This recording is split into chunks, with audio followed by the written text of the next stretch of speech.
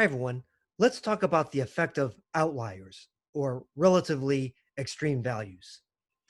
Let's say that 5 students in a class take a test. So we have a census, and their test scores and points are as follows: 70, 80, 90, 90, and 100 points. They're sorted. So first off, find for me the median of this data set. It should be easy because the test scores are already sorted. Well, since they're already sorted, you can grab the middle value. Okay, it is in fact the 90 points here. So the median is 90 points. How would you find the mean, the arithmetic mean or average for this data set? Well, you would add up the 5 data values and divide by 5. You get 86.0 points. Now, what about the mid-range? The min value, the lowest value is 70 points. It's easy to find in this sorted data set. The highest value, the max, is 100 points. The mid-range is at the midpoint of these two. Is the average of these is going to be 85 or 85.0 points. I'll go ahead and put the extra decimal place there.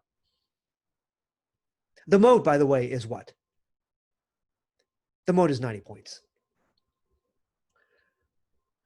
Okay, now let's say that the person who scored the 70 actually cheated. Ooh, bad student. And we drop that score down to 0 points. And I'm going to keep that 0 points in there, maybe to embarrass the student. Folks, I like being a nice teacher, but not to cheaters. Okay, now what effect does that have on the median and the mean, and also the mid-range, and the mode for that matter? All right, so let's look at this modified data set. So the person who gets a 70, that person gets knocked down to a 0. All right, so let's do a comparison here. All right, the old median was 90 points. Look at this new data set. It's still sorted. What is the new median? Well, the median is still the central value in this sorted data set. Is the third lowest value, the 90 points. So the median does not change. The median is still 90 points. Doesn't change at all. But what happens to the mean? Oh, by the way, so I'll write that in here. Write that in here. The median doesn't change.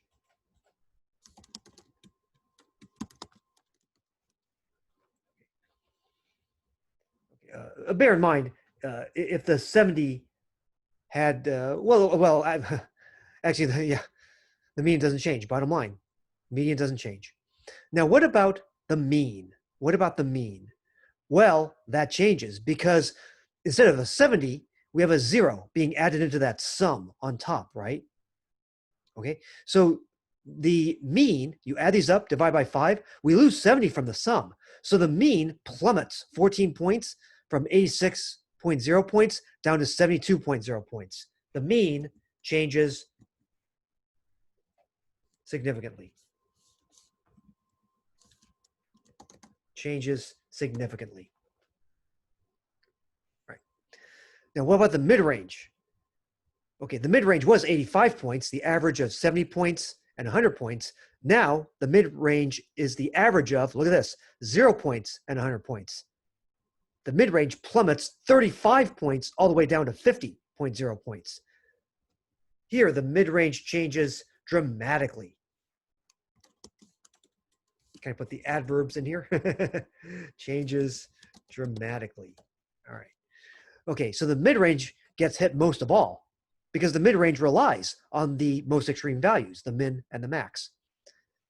So in terms of sensitivity to outliers, the median was not sensitive at all. We still had 90 points. The mean was sensitive. We dropped 86 points from 70 to 72 points.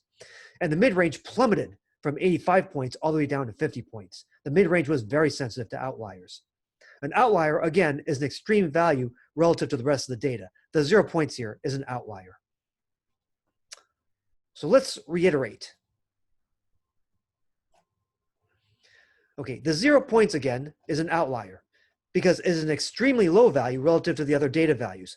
Of course, an outlier can also be extremely high. If this test were out of 1,000 points, someone scoring 1,000, like maybe Albert Einstein on a physics test, would be extremely high.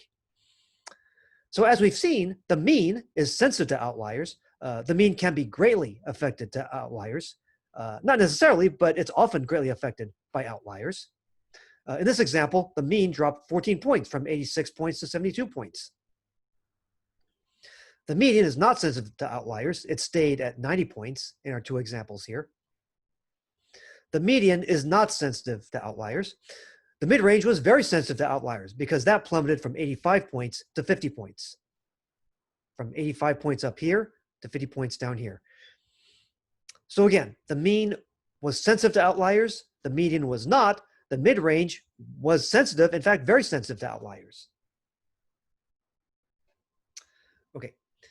Now, if you omit outliers, like I did earlier in a previous video, although it's tempting to simply omit outliers, we're generally not supposed to. If you do omit an outlier, like remember when I took the student who got 100 points before and knocked that person out, okay, you better say so and give a good reason why. You don't want to be accused of tampering with your data. So if you omit outliers, you better say so and say why. Okay, and sometimes we give results both before and after outliers are removed so that there's context.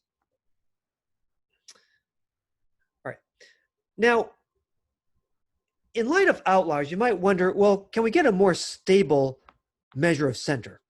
And the trimmed mean is a modification of the idea of a mean that will help reduce the effect of outliers.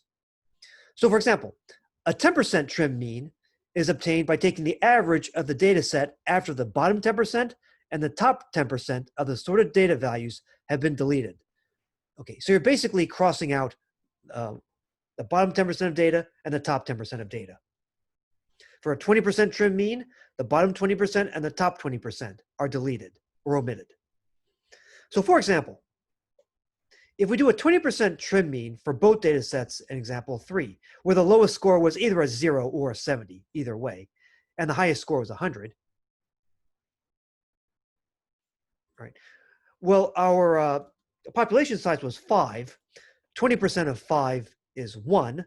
So if we lop off the 1 lowest score, which is either the 0 or the 70, and the 1 highest score, which is the 100, then the 20% trimmed mean would be obtained by averaging the middle 3 values in this case. So in both cases, whether the lowest value was a 0 or a 70, it didn't matter. We're left with the test scores 80 points, 90 points, and 90 points. We average those, and the 20% trim mean is about 86.7 points to 1 decimal place. Again, the key purpose of the trim mean is to reduce the effect of outliers so that if you have Albert Einstein in your physics class, or the ghost of Albert Einstein in your physics class, okay, or on the other hand, someone who never ever studies, so is always messing up a reporting of the data, someone who never ever studies and always gets a 0, you don't want that person being counted either. The trim mean is more stable.